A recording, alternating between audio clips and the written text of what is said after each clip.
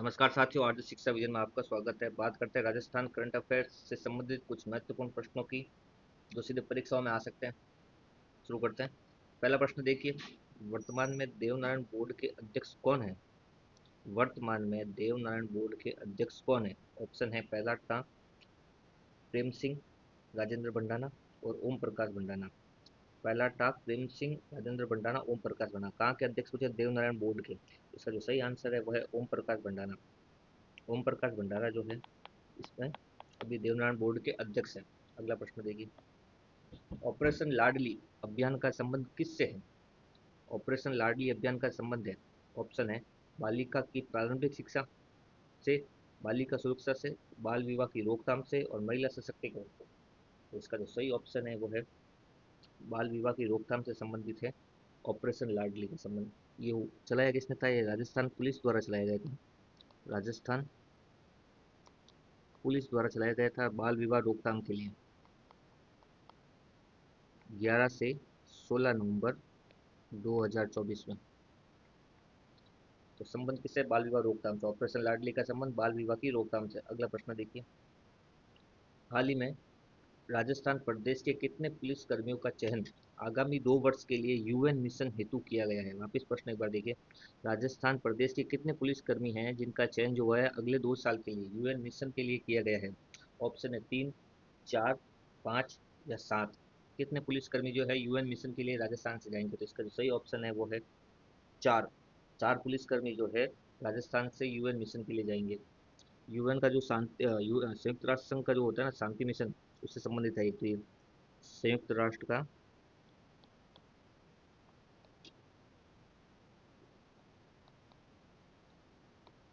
शांति mission, संयुक्त राष्ट्र का शांति मिशन है। अपने यहाँ राजस्थान से 4 जने जाएंगे जिसमें से 2 तो है महिला अफसर।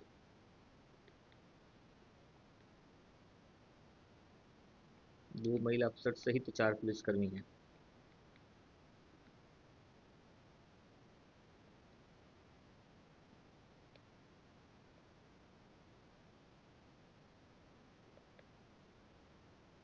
चार कौन कौन है? इसमें 2 महिला हैं, उसमें एक पे तो है एडिशनल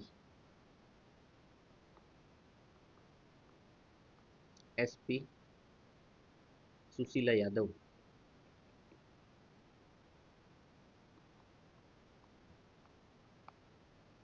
एसआई आरती सिंह तंवर।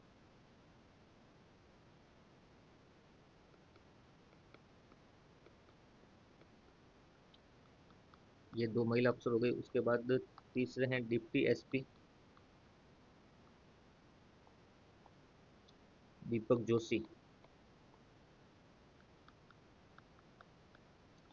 और चौथे पुलिस अधिकारी हैं एएसआई रत्नदीप।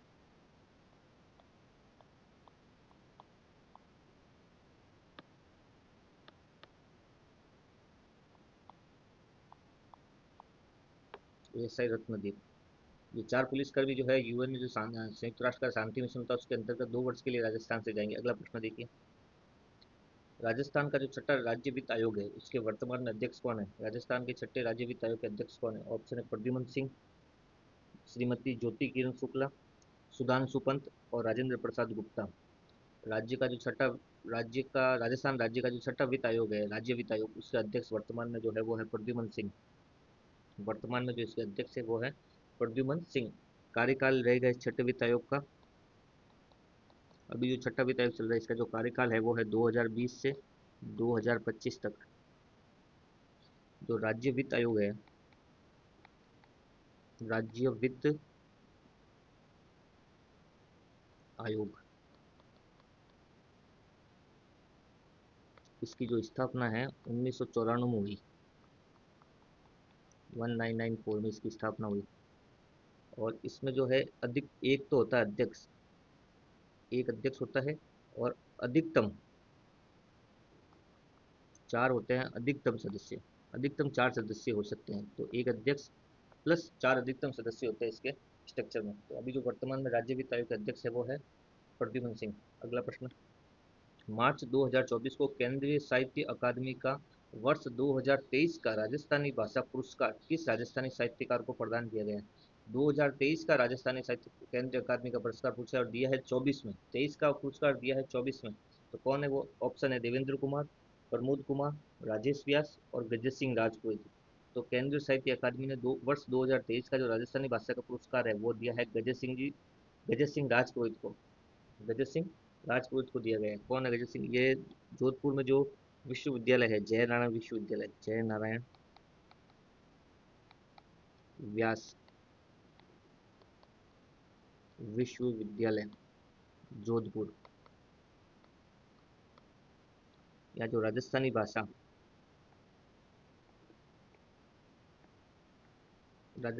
के क्या विभाग अध्यक्ष है ये।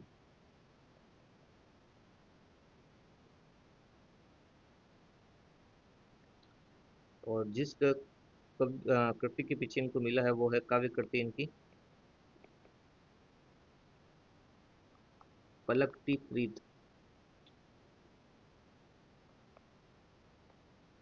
इस काव्य कृति के पीछे इनको राजस्थानी भाषा का ये पुरस्कार मिला है गजत सिंह राजपूत को, जो वर्तमान में जयनगर विश्वविद्यालय में राजस्थानी भाषा का जो विभाग अध्यक्ष है। और काव्य कृति का नाम है इनका पलकती प्रीत। अगला प्रश्न, वर्ष 2024 में राज्य सरकार का महिला सम्मेलन का आयोजन किस जगह हुआ है? 2024 का जो राज्य सरकार का महिला सम्मेलन होना था वो किस जगह हुआ है? ऑप्शन है जयपुर, जोधपुर, उदयपुर और अजमेर। तो ये आयोजन जो हुआ है महिला सम्मेलन, राजस्थान का जो महिला सम्मेलन हुआ है राज्य सरकार का, वो है हुआ है उदयपुर के अंतर्गत। उदयपुर में हुआ है। हुआ कब है? 14 दिसंबर 2024। 14 दिसंबर 2024 को इसका आयोजन उदयपुर में हुआ है। अगला प्रश्न देखिए, प्रदेश की किस जिले में पहली इको फ्रेंडली बोट चलाई गई है? प्रदेश की किस झील में इको फ्रेंडली बोट चलाई गई? इको फ्रेंडली बोट यानी इलेक्ट्रिक बोट चलाई गई है। ऑप्शन है पिछोला झील, अन्ना सागर झील, राजसमंद झील, कायलाना झील। इको फ्रेंडली यानी इलेक्ट्रिक पहली जो बोट चलाई गई है वो चलाई गई पिछोला झील में। पिछोला झील में जो है पहली इको फ्रेंडली बोट चलाई गई है। उत्तर भारत की पहली सैन्य अकादमी कहाँ पर बनकर तैयार हो चुकी है? उत्तर भारत की पहली जो है सैन्य अकादमी कहाँ बनकर तैयार हो चुकी है? ऑप्शन है जयपुर में, अलवर में, भीलवाड़ा में और सीकर में। तो उत्तर भारत की पहली सैन्य अकादमी जो है सीकर में बनकर तैयार हो चुकी है। इसका जो सही ऑप्शन है वो है सीकर। पहली सैन्य अकादमी उत्तर भारत की जो है सीकर में बनकर तैयार हो चुकी है। और सीकर में भी अगर पर्टिकुलर गांव का नाम पूछ ले तो मोहनपुरा गांव में बनी हुई है। मोहनपुरा गांव सीकर में ये अकादमी बनकर तैयार हो गई है। और इस अकादमी का जो नाम है, अकादमी का नाम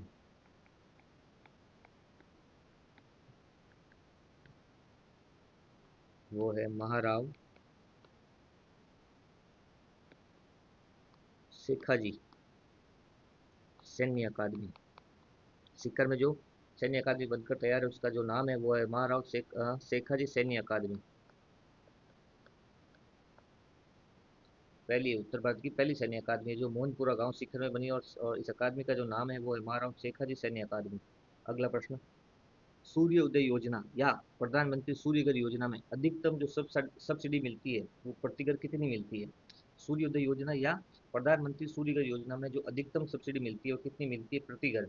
ऑप्शन है 68,000 रुपये, 78,000 रुपये, 88,000 रुपये या 98,000 रुपये। तो इसका जो सही ऑप्शन है वो है 78,000 रुपये जो है प्रति घर इसमें सब्सिडी मिलती है।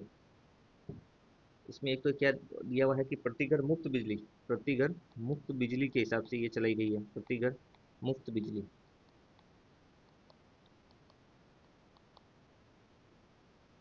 और इसकी जो सीमा दे रखी है वो देखिए 300 यूनिट तक। इसमें जो सब्सिडी है वो 3 प्रकार से दी जाती है। तो एक तो है 1 किलोवाट पे 30,000 रुपये, 2 केवी या 2 किलोवाट पे 60,000 रुपये, और 3 केवी किलोवाट या इससे अधिक पर अगर कोई होगा तो उसको 78,000 रुपये अधिकतम सब्सिडी दी जाएगी। तो 3 भागों में बांट रखा है सब्सिडी को, 30,000, 60,000 और 70,000, प्रधानमंत्री सूर्य घर योजना के अंतर्गत। अगला प्रश्न देखिए, राइजिंग राजस्थान समिट 2024 में कितने देशों ने भाग लिया था? राइजिंग समिट हुई थी राजस्थान समिट ये 2024 में, कितने देशों ने इसमें भाग लिया है? ऑप्शन है 30, 31, 32 और 33। तो सही ऑप्शन है इसका 3 नंबर पे 32। 32 देशों ने इस समिट में भाग लिया था। आयोजन हुआ था राइजिंग राजस्थान समिट का आयोजन कहाँ हुआ था? आयोजन हुआ था सीतापुरा जयपुर में।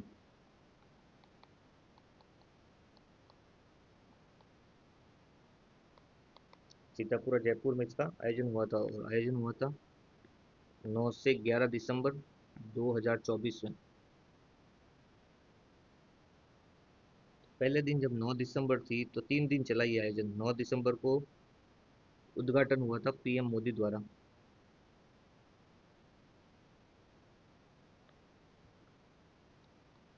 उद्घाटन पीएम मोदी द्वारा। फिर 10 दिसंबर को प्रवासी जो राजस्थानी होते हैं उनका कॉन्क्लेव हुआ था। प्रवासी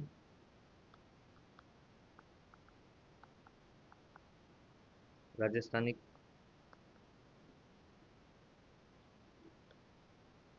कॉन्क्लेव समिट या आयोजित।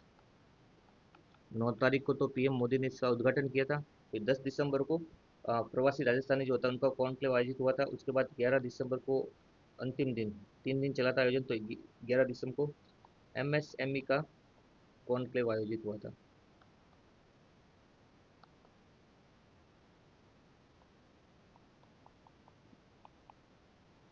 आयोजन हुआ था सीतापुरा जयपुर में, 3 दिन चला था, 9 दिसंबर से 11 दिसंबर 2024 तक। पहले दिन जो है 9 दिसंबर को पीएम मोदी द्वारा उद्घाटन किया गया। 10 दिसंबर को प्रवासी जो राजस्थानी होते हैं उनका कॉन्क्लेव आयोजित किया गया। और 11 दिसंबर को एमएसएमई का जो कॉन्क्लेव है वो आयोजित किया गया था। तो ये थे आज के राजस्थान करंट अफेयर्स से संबंधित कुछ महत्वपूर्ण प्रश्न। मिलते हैं कल इसी समय नए प्रश्नों के साथ। धन्यवाद।